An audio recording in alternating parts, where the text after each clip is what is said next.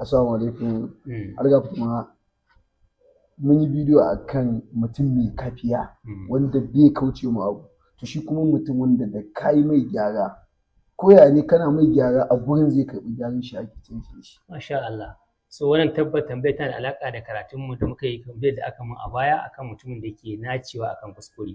Ko shakka ba kuma akwai shi mutumin da za ka ga ana mai gyara yake ɗaukan kuskure yake ɗaukan gyararsa. To mutumin da yake karɓar gyara da an masa ana turanci ana kiran shi da suna samsimas. Mene? Samsimas. In baka so in ka so kana ma iya cewa correctable person ko ka kira shi teachable person. Wannan duka sunan shi ne. Amma asalin sunan aikin shi ne mene? Samsimas.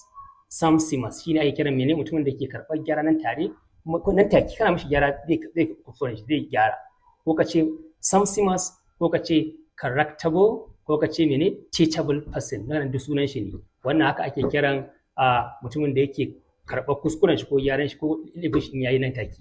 Wannan su ne kar a manta a dinga bibiya a dinga mana comment ana mana liking saboda koyan turanci ko kuma in mun ɗora wasu abubuwa wanda za a gani. Mun gode, assalamu alaikum.